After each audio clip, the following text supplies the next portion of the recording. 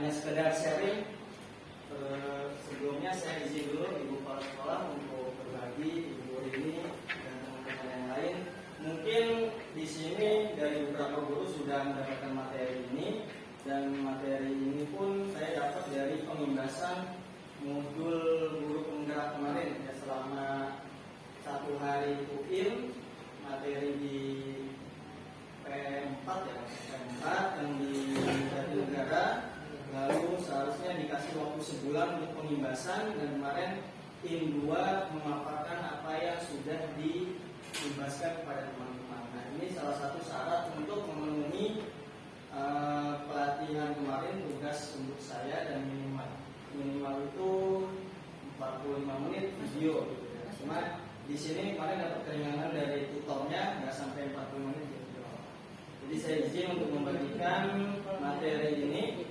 Jadi kita sekedar sharing aja, dan di sini kita akan membahas tentang teori motivasi, hukuman, penghargaan, dan restitusi. Jadi di kurikulum kita ini yang saya pahami, jadi untuk mendidik anak-anak sudah berubah zamannya, nggak seperti zaman dulu.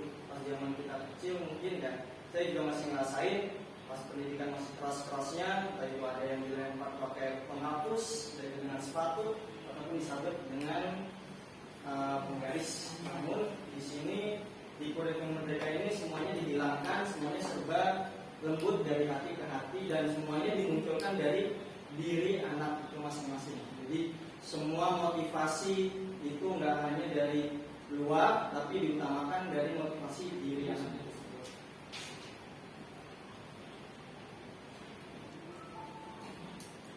Nah, tujuan dari pembelajaran ini diharapkan guru dapat menjelaskan dan menganalisis teori motivasi dan motivasi intrinsik, motivasi dari dalam diri anak yang dituju, serta menerapkannya dalam kehidupan sehari-hari di lingkungannya. Guru dapat menjelaskan konsep hukuman dan penghargaan serta pendekatan restitusi. Guru dapat melakukan pengamatan dan peninjauan atas praktik penerapan konsep-konsep tersebut di lingkungan sendiri.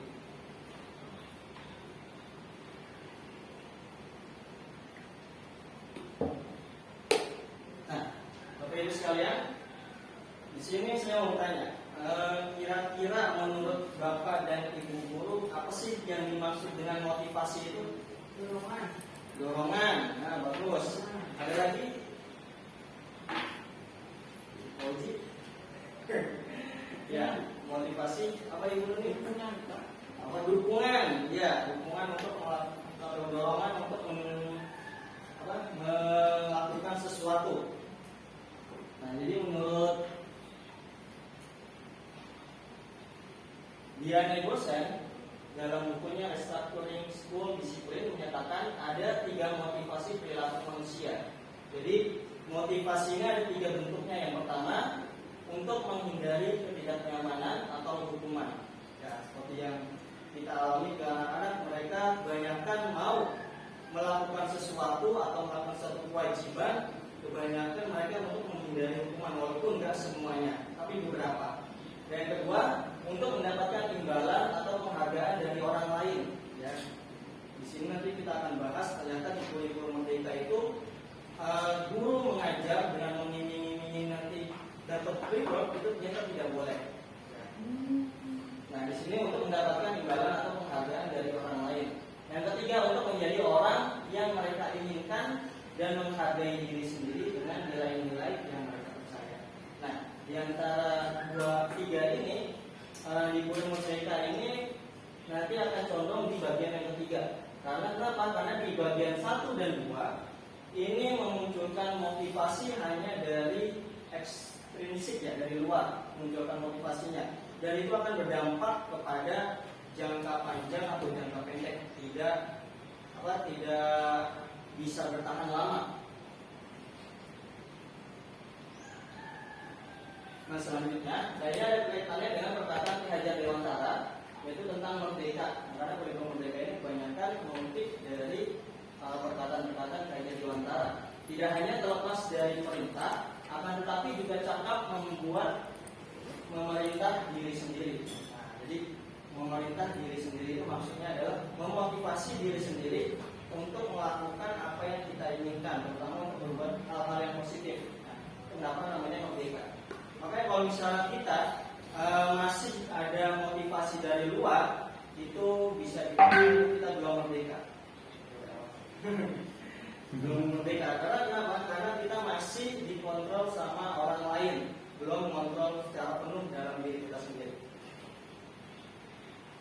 selanjutnya, nah apa sih motivasi dalam diri itu? Nah saat seorang anak belajar untuk pertama kali menggabungkan huruf-huruf dan kata-kata serta menyadari bahwa ia dapat membaca, timbul pijar di matanya dan sebuah senyuman di wajahnya. Anak tersebut begitu gembira bahwa ia telah mempelajari dan menguasai suatu keterampilan baru. Kesadaran akan kemampuannya bahwa dia sudah dapat membaca sesungguhnya. Nah ini adalah salah satu contoh dari tentang motivasi di dalam diri. Jadi dia motivasi untuk belajar, tidak ada bimbingan, ayo nanti kamu kalau bisa baca nanti berapa beliin remote control misalnya. Tapi ternyata dia karena dia tertarik dengan suatu hal tentang membaca, akhirnya ketika dia berhasil, nah itu dia main seperti yang di sharing sama dia, pas katanya ada wali dari sekolah bola ya, ketika dia untuk mendapatkan reward itu tidak harus dengan hadiah. Ketika dia latihan dengan sungguh-sungguh dan dia bisa jago main bola, maka itu juga bisa menjadikan itu reward ya. Dia jago main bola merupakan reward yang dia dapat atas kerja keras dia. Dan yang kedua, jika kita memberikan penghargaan kepada seorang anak pada saat dia sedang merasa bangga dengan pencapaiannya sendiri, maka kita akan mengambil kegembiraan yang saat itu sedang dirasakan secara alamiah. Nah ini berkaitan dengan reward ya, karena sebenarnya dia sudah mendapatkan reward itu sendiri, tapi dihancurkan dengan pemberian. Akhirnya dia pikir nanti akan mendapatkan reward selanjutnya kalau misalnya dia berhasil. Tapi kalau misalnya tidak ada reward, nah maka dia akan biasa-biasa saja. Nah selanjutnya yaitu tentang disiplin. Yang dimaksud tentang disiplin di sini adalah disiplin diri ya. Dan disiplin diri ini berasal dari dorongan. Ya. Jadi nanti di kurikulum merdeka ini ada, kalau sebelumnya kan kita ada peraturan kelas ya Bapak ya, peraturan kelas. Tapi di dalam kurikulum merdeka ini ada namanya keyakinan kelas. Nah apa bedanya keyakinan kelas sama peraturan kelas? Kalau peraturan kelas itu dibuat oleh Bapak Ibu guru, benar nggak? Nah, tapi kalau keyakinan kelas itu atas kesepakatan peserta didik dan itu tidak terlalu detail. Kalau misalnya di kelas peraturan kelas adalah jangan ada yang berbicara saat pelajaran berlangsung, misalnya seperti itu. Itu peraturan kelas, karena guru yang membuat. Tapi kalau misalnya keyakinan kelas itu adalah contohnya nyaman dalam belajar. Nyaman dalam belajar ini kan masih, jadi kalau keyakinan kelas ini bisa dibilang secara umum kenyamanan dalam belajar. Jadi berarti kita tidak boleh berisik, tidak boleh bercanda, dan atau tidak boleh yang lainnya yang mengganggu pelajaran. Itu bedanya keyakinan kelas dan peraturan kelas. Jadi peraturan kelas guru yang membuat, hanya guru saja, tapi keyakinan kelas ini atas diskusi sama siswa. Jadi kita kelas kita ini mau seperti apa nih? Oh, jangan sampai ada yang ribut. Oke, kita nilai kebajikannya apa misalnya gitu kan. Nyaman dalam belajar. Terus kelasnya jangan sampai kotor Pak. Oh, berarti kebersihan gitu ya. Jadi perbedaannya secara umum kalau keyakinan kelas, dan di peraturan kelas itu secara lebih detail dan guru yang membuat. Dan di peraturan kelas condong itu banyak kalimat negatif, jangan. Tapi kalau misalnya di keyakinan kelas itu semuanya positif. Kesepakatan. Ya.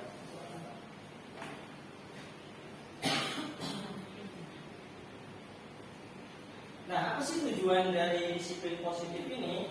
Jadi yaitu penanaman motivasi dari tindakan mereka, di mana mereka melakukan sebuah perbuatan untuk menjadi orang yang mereka inginkan dan mereka menghargai diri sendiri sesuai dengan nilai-nilai yang mereka percaya. Jadi tujuannya adalah jadi agar dia itu terbiasa dari motivasi dari dalam diri dia, tidak hanya terbiasa dari motivasi dari luar. Nah, jika hal seperti ini sudah mereka miliki, maka mereka memiliki motivasi intrinsik yang membuat mereka bertindak secara bijak dan berperilaku baik karena keinginan dan kemauan mereka sendiri tanpa ada campur tangan motivasi dari luar. Jadi ada keuntungan atau hukuman tidak akan mempengaruhi perilaku dan tindakan mereka untuk tetap melaksanakan nilai-nilai kebajikan dalam keseharian.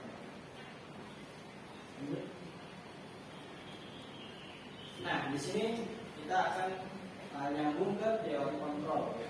Teori kontrol ini, kalau misalnya pada saat ini kita kebanyakan kita yang mengontrol murid ya, karena begitu susah untuk diatur, akhirnya kita memberikan peraturan ini, jangan itu ya. Akhirnya kita mengontrol murid, padahal itu hanya ilusi ya. Coba sekarang Bapak Ibu bisa berpasangan dengan temannya, yang boleh sebelahnya atau depan belakangnya. Mana satu saya ganjil. Nah, jadi satu orang membuka tangannya, satu orang aja satunya, dan membayangkan benda ini, membayangkan benda dimasukkan ke benda yang sangat berharga bagi ibu bapak dan dimasukkan ke dalam tangan dan digenggam rapat-rapat, jangan sampai, karena ini hal yang berharga ya Bu ya Bapak, karena ini sesuatu yang berharga, coba dilindungi agar tidak diambil oleh teman sebelahnya, dan teman sebelahnya coba dibuka. Ayo mulai. Apa nih? Dapat. Bisa nggak kira-kira? Bisa. Nah, bagaimana cara supaya kita bisa membuka kepala teman kita ini yang keras ini? Untuk sentuhan yang lembut. Dicongkel.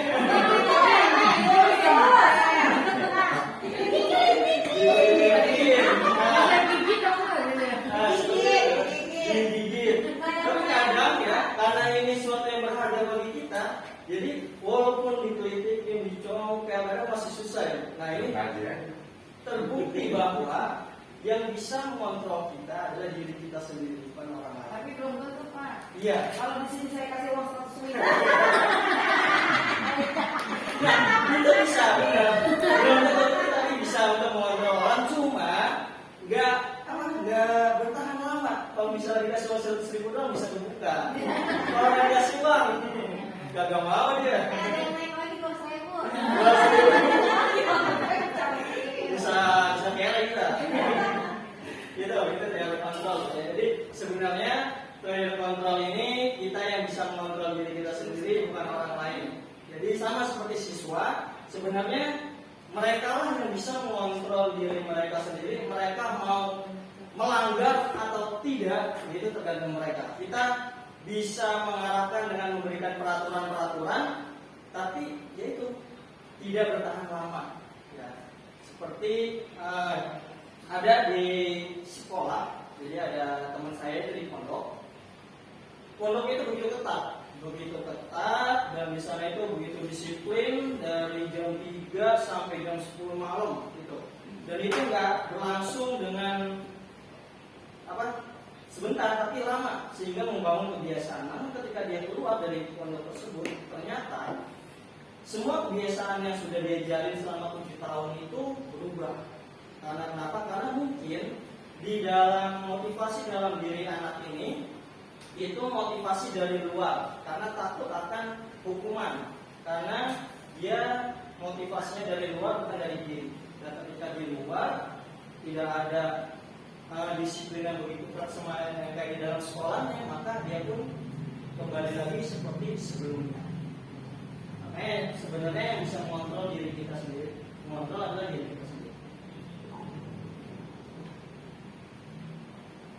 Nah, paradigma guru, kebiasaan guru dalam mendisiplinkan murid merupakan paradigma stimulus respon yang terjadi pada kita saat ini sampai sekarang, dan perlu mengubahnya menjadi pendekatan teori kontrol. Nah, bagaimana pendekatannya dan apa perbedaannya? Nah, jadi ini tabel perubahan paradigma stimulus respon dengan teori kontrol. Kalau misalnya stimulus respon realita, kebetulan kita sama, ya, kita sama-sama pengen tertib saat belajar, tapi realitasnya kalau di teori kontrol kebutuhan kita berbeda. Terus semua orang melihat hal yang sama, setiap orang memiliki gambaran berbeda. Kita mencoba mengubah agar orang berpandangan sama dengan kita. Kita berusaha memahami pandangan orang lain tentang dunia. Perilaku buruk dilihat sebagai suatu kesalahan. Semua perilaku memiliki tujuan. Nanti di sini kita akan membahas tentang semua perilaku siswa kita, baik yang salah atau yang benar, itu mereka mempunyai tujuan.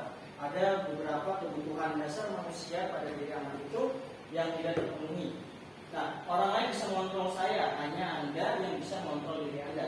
Saya bisa mengontrol orang lain, Anda tidak bisa mengontrol orang lain. Seperti tadi yang kita praktekkan, pemaksaan ada pada saat tuntutan gagal. Itu kita akan ubah menjadi kolaborasi dan konsensus menciptakan pilihan-pilihan baru. Model berpikir menang kalah kita akan berubah, kita model berpikir menang. Nah, selanjutnya. Nah, lalu bagaimana memulai disiplin positif di kelas? Nah, kita ada hubungannya dulu. Nah, ketika murid meyakini nilai-nilai kebajikan, maka dalam diri mereka akan termotivasi. Jadi nilai kebajikan banyak, ada tanggung jawab, kenyamanan, damai, dan lain sebagainya. Murid akan lebih tergerak dan semangat untuk menjalankan keyakinannya. Murid perlu mendengarkan dan memahami arti sesungguhnya, nilai kebajikan apa yang terkandung dan apa tujuan utama dari sebuah peraturan.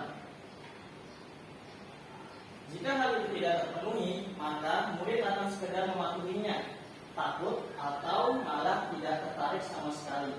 Maka murid perlu menentukan nilai-nilai kebajikan apa yang penting dan ingin mereka yakini bersama menjadi sebuah keyakinan kelas.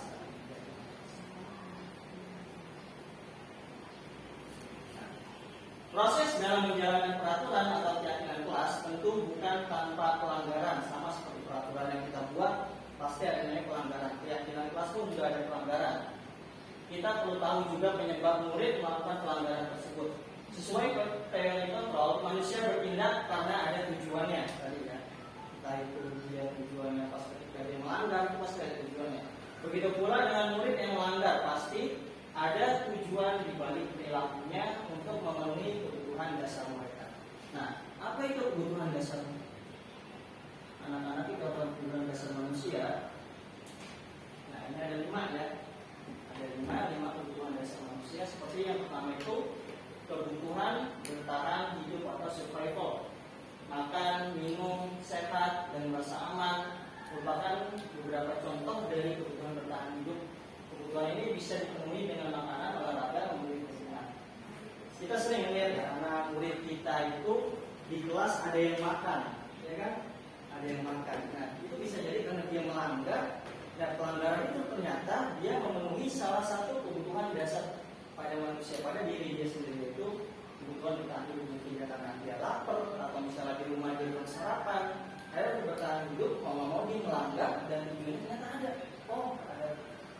Ternyata dia sedang bertahan hidup atau karena dia sedang merasa lapar. Jadi bukan karena dia sengaja, karena males sengaja makan aja, tapi ternyata dia adalah butuh bukan karena lapar. Nah, ada juga kasih sayang dan rasa diterima atau belonging love itu agak besar. Nah, kebutuhan ini berkaitan dengan aspek sosial dan psikologis. Contohnya kebutuhan rasa diterima, dicintai, berbagi, bersama. Kita sering lihat anak-anak itu yang nakal itu kelihatannya kayak caper gitu, kayak caper. Ternyata dia itu sedang membutuhkan kasih sayang dan rasa diterima. Mungkin di lingkungannya, entah itu di lingkungan rumah atau di lingkungan masyarakat, dia kekurangan kasih sayang seperti ini. Jadi ketika dia di kelas, dia mencari kasih sayang ya dengan caper atau misalnya supaya dia diperhatikan. Seperti contoh, ada seorang anak, dia keluar dari sekolah lari, paling depannya itu jalan raya. Tapi dia ingin dilihat oleh ibunya akhirnya ngejar. Berani misalnya, berani Lagi jangan lagi ya, kita sama ibunya. Nah itu kira-kira si anak dan anak ini pun berkata, saya hebat kan, bisa ibu guru bisa ngikutin saya. Nah itu kan kira-kira sama seperti dia membutuhkan salah satu kebutuhan dasar pada manusia seperti kekuasaan. Nah, jadi si anak ini berusaha untuk menguasai gurunya supaya dia ikut ngejar si anak ini dengan cara-cara seperti itu. Jadi kalau misalnya ada anak-anak yang melanggar, maka itu dibalikan lagi kebutuhan manusia. Ini kayaknya ada yang kurang dari dunia dasar. Dan yang ketiga, yang keempat itu ada kebebasan. Kebutuhan ini merupakan kebutuhan untuk memilih dan membuat pilihan untuk mandiri dan mengeksplorasi hal-hal baru. Itu makanya kadang kalau contohnya seperti kalau kita lihat di kelas ataupun anak kita di lingkungan itu ada anak yang aneh-aneh. Wah ini kok dimainin seperti ini, kok ini kok kayak gini, aneh-aneh aja. Ya kalau ada orang tua yang nggak ngerti itu emosi, ya emosi. Tapi kalau misalnya dia ngerti, oh ini dia lagi explore nih, dia sedang memenuhi kebutuhannya dia untuk bebas berekspresi, terutama untuk anak-anak. Nah yang kelima itu kesenangan. Kebutuhan akan rasa gembira, humor, ketawa dapat dipenuhi dengan gurauan, tantangan dan pembelajaran bermakna. Adalah 5 dasar kebutuhan manusia. Nah setiap manusia akan melakukan berbagai cara untuk memenuhi kebutuhannya, entah itu suatu hal yang positif maupun negatif. Ya, jadi manusia itu akan terus berusaha untuk memenuhi 5 kebutuhan dasar tadi. Nah, ketika guru menemukan perilaku siswa yang tidak sesuai aturan, ada baiknya seorang guru mencari tahu kebutuhan dasar apa yang dia butuhkan. Ya, jangan langsung menyalahkan anak, tapi kita cari tahu dulu apa sih yang dia butuhkan pada saat itu.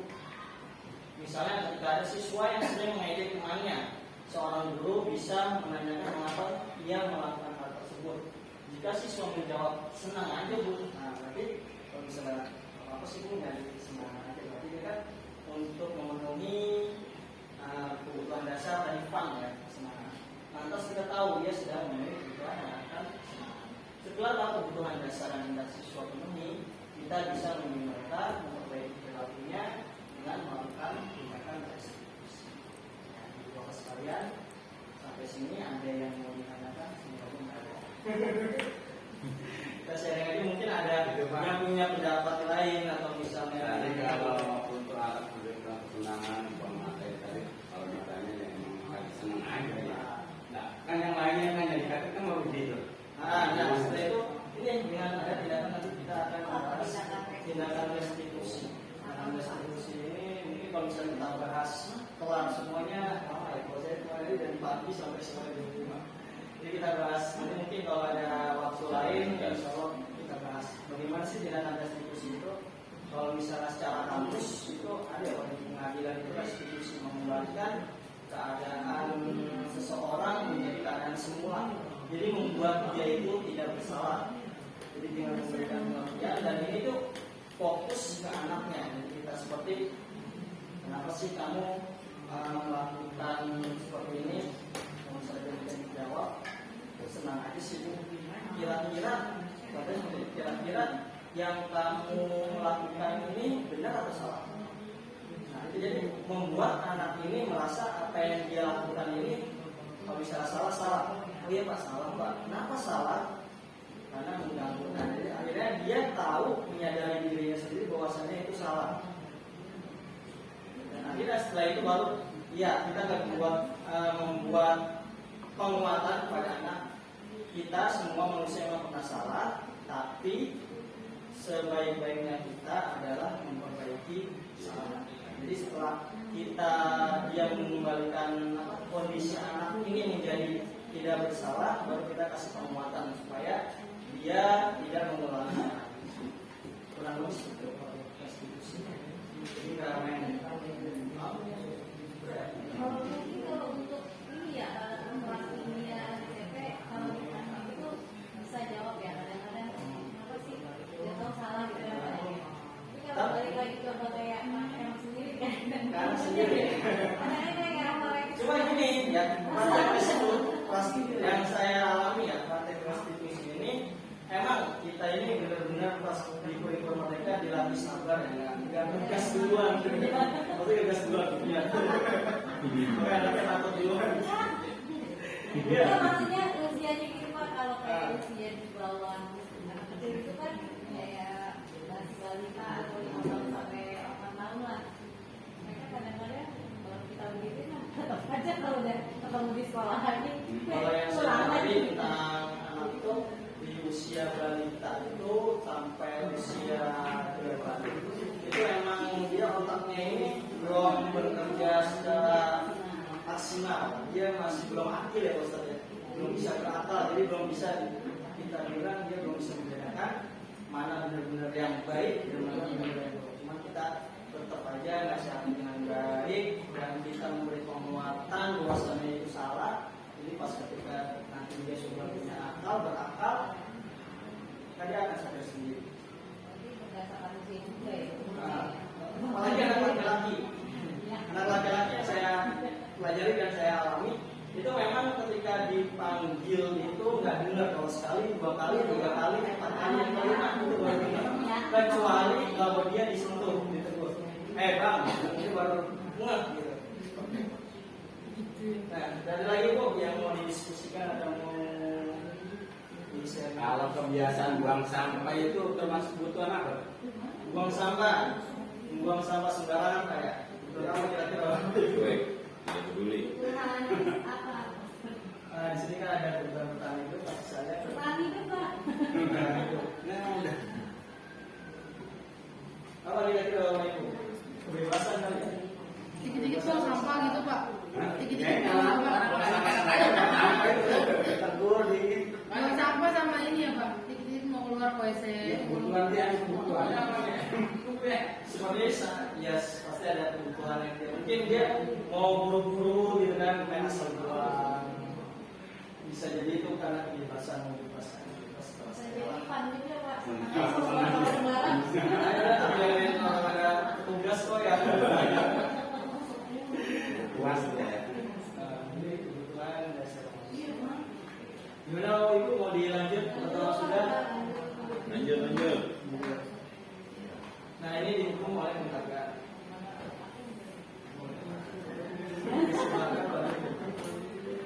Nah bagaimana kita ini ya?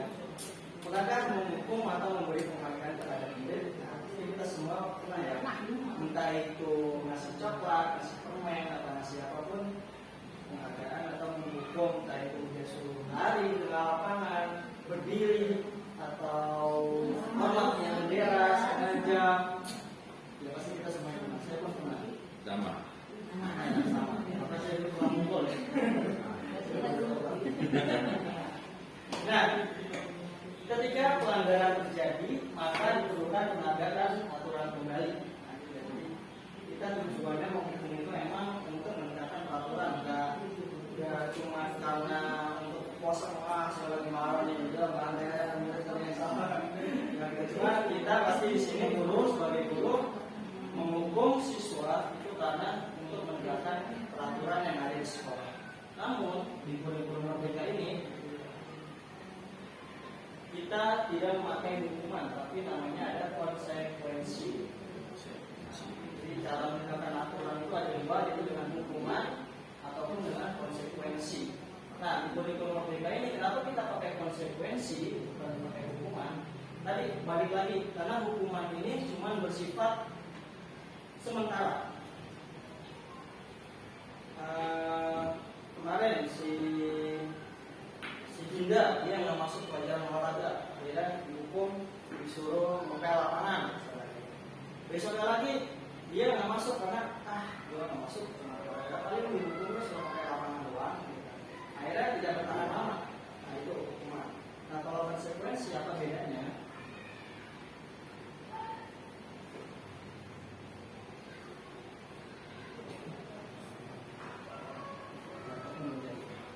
Dia mau pakai krisis ya, cuma tadi krisisnya error, akhirnya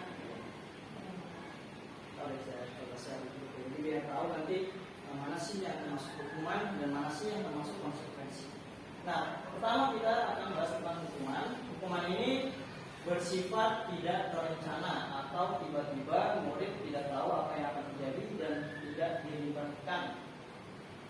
Wah, kadang ada guru yang asal yaudah kamu sana nyapu lapangan, atau nanti kamu ketika istirahat disuruh bersihin kamar mandi.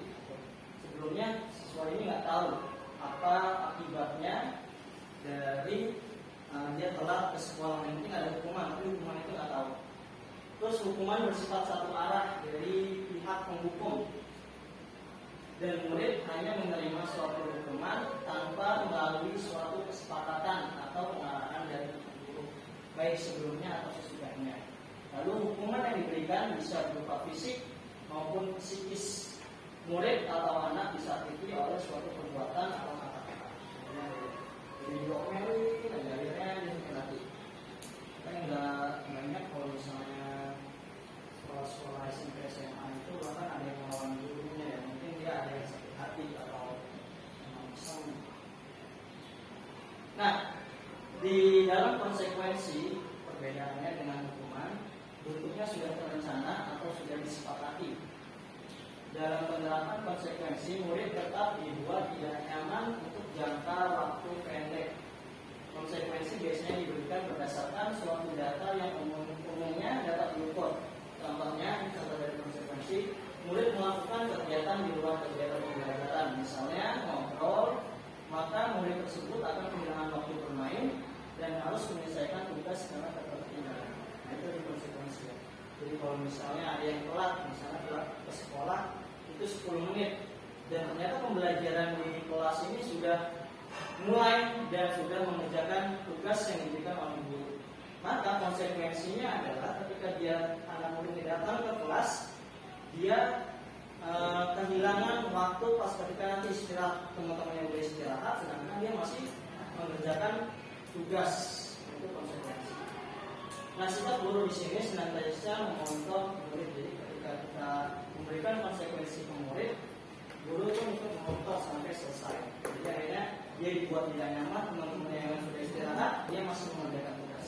Itu konsekuensi yang harus dia terima atas perbuatannya. Jadi tidak dengan hukuman lagi. Nah, jadi apa yang dimaksud dengan dihukum oleh penghargaan?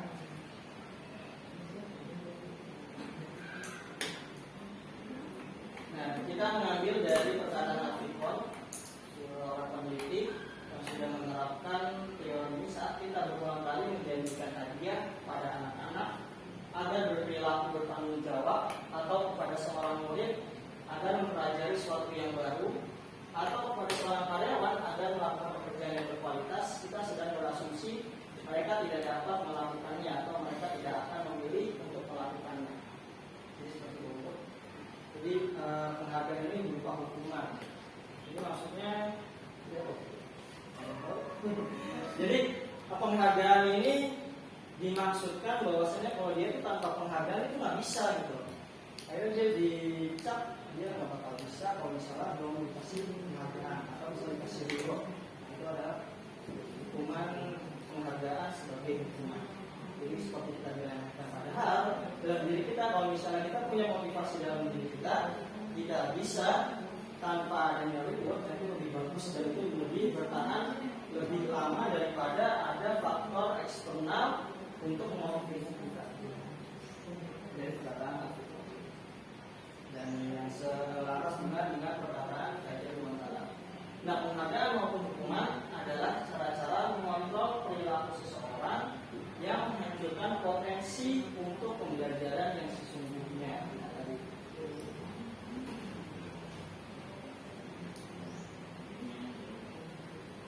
Nah, ternyata di dalam reward ini kita ada dampak negatifnya, ya. Dan ini saya ambil dari sumbernya di bawah, dan dampak negatif, dan ini juga perkataan dari orang sebelumnya, Afikon. Dampak negatif dari reward yang utama itu adalah kemungkinan untuk mengecilnya motivasi intrinsik, motivasi dari dalam diri kita ketika anak atau siswa telah terbiasa melakukan sesuatu atau mempelajari sesuatu atas dasar iming-iming hadiah atau reward tertentu. Seperti yang tadi saya sampaikan tentang cerita teman saya itu, padahal nggak lama 7 tahun itu ya, nggak lama, ternyata efeknya itu hanya cuma sebentar dari pendisiplinan faktor eksternal.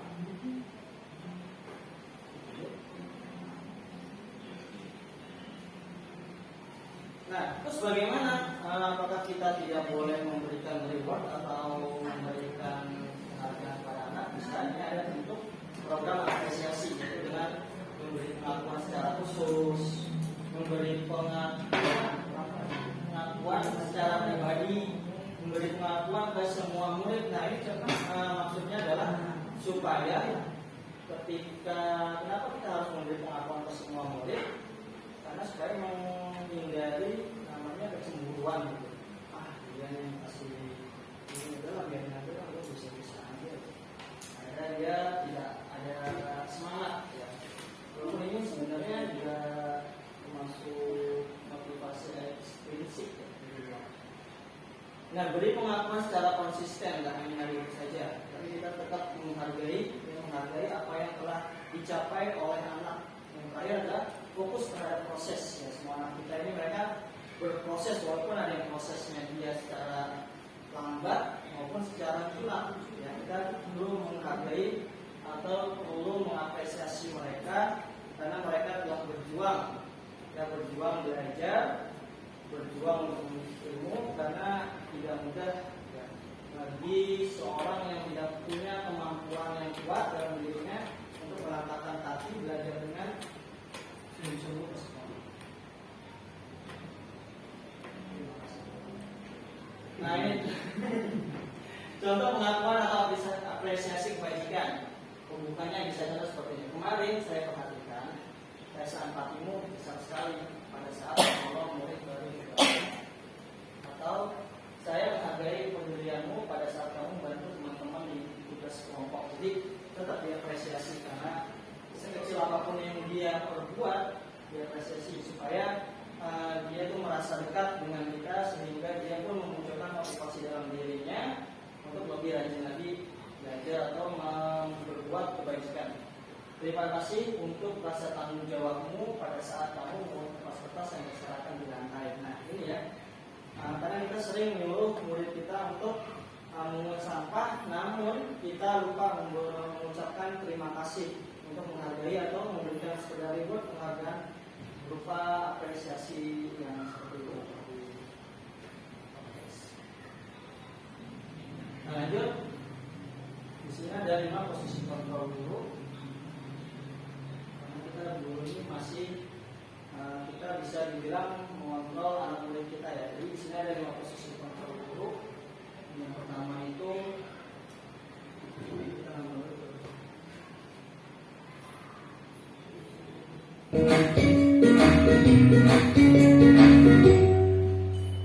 Salam bahagia Ibu dan Bapak guru hebat.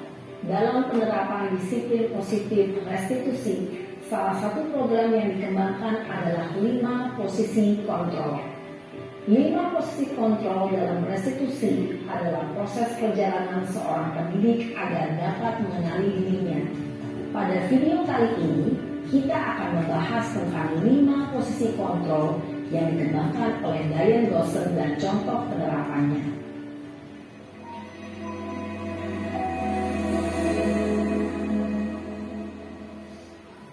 5 posisi kontrol itu adalah 1. Posisi penghukum. 2. Posisi pembuat merasa bersalah. 3. Posisi teman. 4. Posisi pemantau atau monitor. Dan 5. Posisi manajer. Untuk lebih memahami kelima posisi tersebut, mari kita saksikan kasus Naren yang terlambat hadir 20 menit di sekolah dan melihat bagaimana kelima posisi kontrol dalam menghadapi masalah tersebut.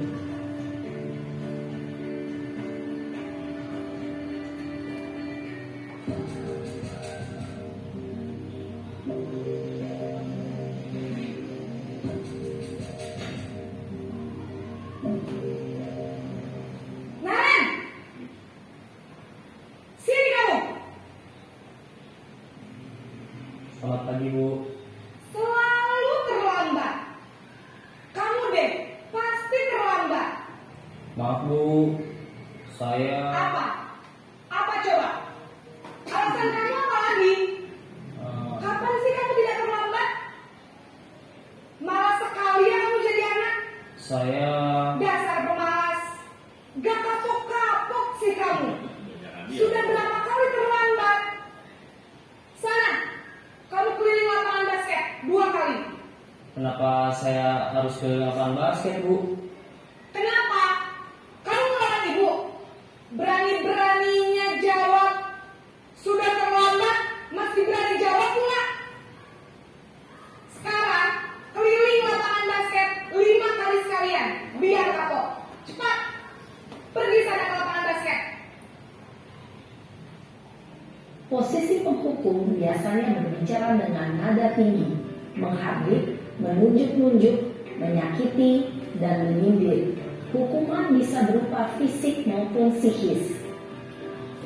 Ibu dan bapak guru hebat. Dampak yang terjadi pada murid ketika guru berada pada posisi penghukum adalah murid cenderung akan memberontak, bahkan menyimpan dendam.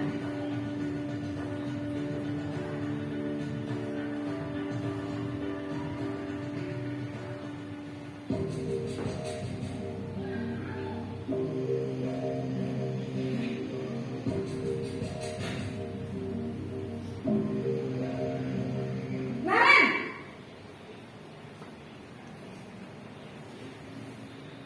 Selamat pagi, Bu.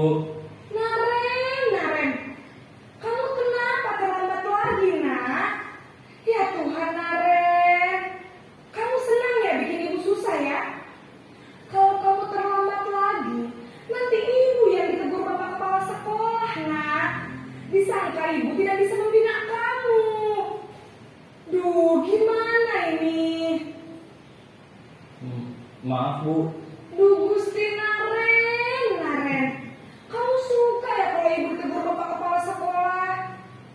Terus, sekarang ibu harus tulis apa yang di buku absen? Ini kamu sudah sering terlambat loh. Ibu harus apa coba? Maaf, Bu. Maaf sekali. Ya sudah, lain kali jangan bikin ibu susah lagi ya nak ya. Ibu tidak akan kuat lagi kalau kamu begini terus.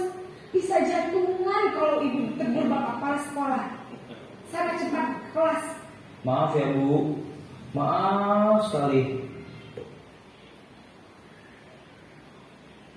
Posisi pembuat rasa bersalah berbicara dengan nada tenang, cenderung lembut.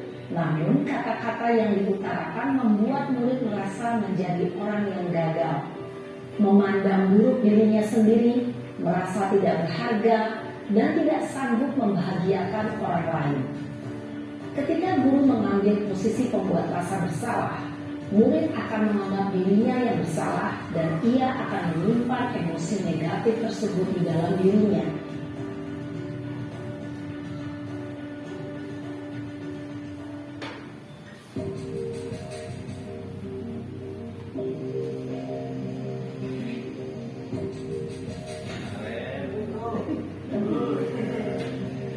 Naren! Gua lagi aja panggil. Selamat pagi, Bu. Wah, sudah jam berapa ini nak? Terlambat lagi ya sayang. Iya, Bu. Habis ibu saya lupa bangunkan saya, Bu. Kamu malah menyalahkan ibu kamu. Kamu bukannya anak yang larinya paling kencang. Kok terlambat sih? Iya, Bu. Saya memang terlambat bangun tadi. Jadi biarpun saya lari kencang, tetap gak kekejar, Bu. Ya sudah sana. Nanti lain kali larinya lebih kencang lagi ya. Biar gak terlambat lagi. Bikin seneng ibu. Demi ibu. Bisa kan? Bisa lah, Bu. Ya sudah sana masuk kelas. Ibu beresin urusan absen kamu. Kamu ini ada-ada saja. Dalam posisi teman, guru berbicara dengan nada suara ramah, akrab, cenderung bersenda gurau untuk menjaga suasana tetap santai.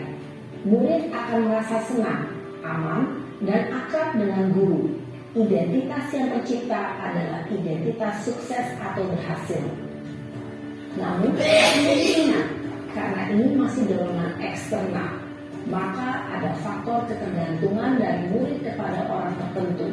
Di sini guru aksennya, sehingga di lain waktu murid bisa berperilaku baik, namun hanya kepada orang-orang tertentu saja.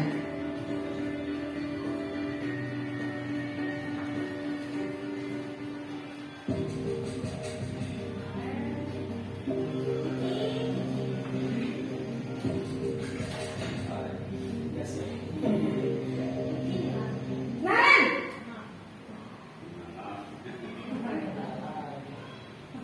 Selamat pagi Bu. Naren, apa peraturan sekolah kita tentang jam berapa kita harus masuk sekolah, nak? Kita harus di sekolah jam 7 Bu. Iya betul, sekarang sudah jam 7.20. Naren sudah tahu konsekuensinya jika terlambat hadir. Paham Bu, saya harus tinggal kelas pas jam istirahat selama 20 menit. Iya benar, konsekuensinya demikian. Jadi nanti jam 9.30 pas istirahat, kamu harus tinggal di kelas, kerjakan tugas tambahan untuk ketertinggalan kamu, ya? Baik Bu. Posisi pemantau mengandalkan penghitungan atau data untuk mengontrol murid. Guru mengarahkan murid berdasarkan peraturan dan konsekuensi. Seorang pemantau menunjukkan bahasa tubuh dan ekspresi wajah yang datar dan cenderung formal.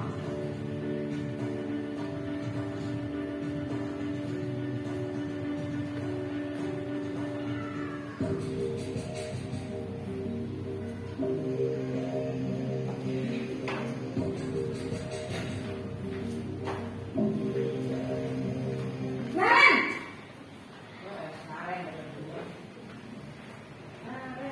Selamat pagi Bu. Selamat pagi, Naren. Maaf Bu, saya terlambat. Iya, sekolah masuknya jam 7, sekarang sudah jam 7.20. Jadi sekarang bagaimana ini, Naren? Maaf Bu, saya lupa setel alarm saya semalam. Baiklah, menurut kamu, keyakinan sekolah yang mana yang perlu kamu tingkatkan? Menghargai diri sendiri dan orang lain mungkin ya Bu. Setuju. Jadi, apakah Naren meyakini prinsip saling menghormati tersebut? Iya Bu, saya meyakininya. Apakah Naren bersedia memperbaiki masalah keterlambatan ini? Bersedia Bu. Bagaimana kamu akan perbaiki masalah keterlambatan ini? Saya akan coba untuk tidak lupa menyetel alarm saya Bu. Baik, kalau Naren lupa menyetel alarm di rumah, ada orang yang kira-kira bisa bantu mengingatkan tidak? Ada Bu, kakak saya, Kak Emma. Ada lagi selain Kak Emma?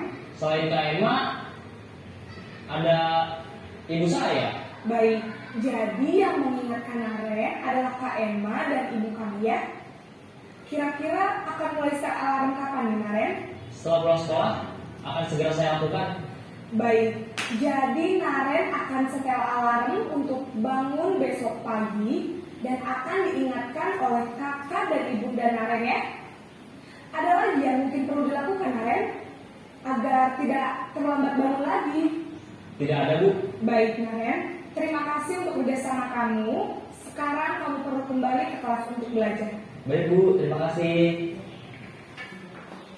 Posisi manajer adalah posisi kontrol yang disarankan untuk membimbing murid memiliki sikap disiplin yang positif, yaitu murid yang mandiri, bertanggung jawab, dan dapat memecahkan masalah. Tujuan dari posisi ini adalah agar murid dapat berefleksi atas tindakannya.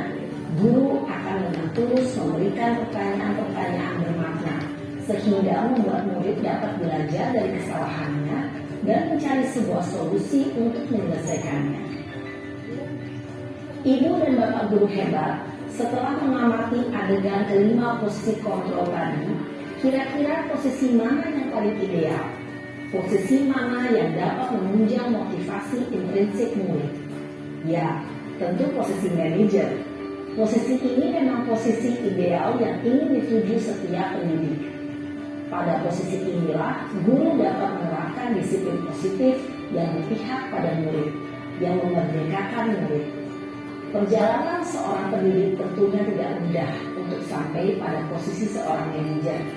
Namun, tujuan kita pasti, yaitu menciptakan murid-murid yang mandiri, merdeka, dan bertanggung jawab.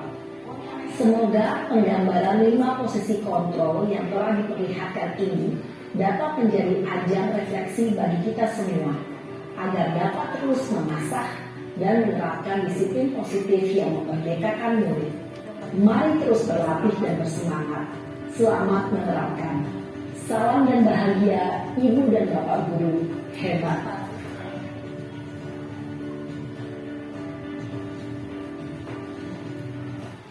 Tadi 5 posisi kontrol dari Bapak Guru. Jadi yang paling bagus untuk diterapkan di posisi bagaimana itu, Bapak? Terakhir. Iya, posisi awal itu. Manajer. Cuma kembali lagi ya, kita punya pemikiran bahwasanya nggak semuanya bisa diterapkan ke anak dengan pengalaman. Nah, cuma tugas kita adalah cuma berusaha sebaik mungkin, dan juga kita bantu sebisa mungkin dengan doa, karena kita sudah maksimal berusaha, tapi kalau misalnya Allah tidak mengizinkan, maka itu tidak akan berubah. Maka dari itu selain kita berusaha, maka kita juga bantu doakan anak-anak kita supaya menjadi. Nah, dari apapun yang diambil dari kurikulum merdeka ini adalah diambil dari beberapa pengalaman, enggak pengalaman yang terbaru, namun pengalaman dari sebelum-sebelumnya juga, karena pernah diterapkan dan ternyata berhasil. Karena ada suatu perkataan, saya lupa itu siapa namanya, seorang ilmuwan juga, sejarah akan terulang dengan pola yang sama, tapi dengan waktu yang berbeda. Jadi kesuksesan seorang itu sebenarnya jalannya itu sama, cuma waktunya saja berbeda. Dan kesuksesan seorang itu semuanya pasti akan merasakan sukses, namun waktunya itu akan berbeda-beda. Sama seperti pembelajaran yang pernah berhasil pada zaman dahulu itu nanti akan terulang lagi pada zaman sekarang. Karena kenapa? Karena kita bisa dibilang experience pengalaman orang lain, ya, bukan pengalaman adalah guru, tapi pengalaman orang lain adalah guru terbaik. Dan terakhir, petir tidak bisa menumbuhkan tanaman, tapi air dapat menumbuhkan tanaman. Jadi disinilah kurikulum kita berusaha selembut mungkin untuk mendidik anak-anak generasi penerus kita, tidak dengan kekerasan, dengan tidak sesuatu yang keras atau membuat hati anak kita terluka seperti petir yang kita dengar keras. Tidak hanya kuping yang sakit, tapi kita juga membuat diri kita takut. Tidak seperti air yang dapat menghidupkan tanaman, bisa menghidupkan hati, bisa pakai buat mandi dan lain sebagainya. Mungkin ini pemaparan yang bisa saya sampaikan. Mungkin kalau ada yang salah atau kurang berkenan, bisa kita diskusi, atau misalnya ada yang mengasih masukan, atau misalnya bertanya, jangan bertanya, masih belajar. Kita semuanya masih belajar sepanjang hayat. Terima kasih, kurang lebihnya. Assalamualaikum warahmatullahi wabarakatuh.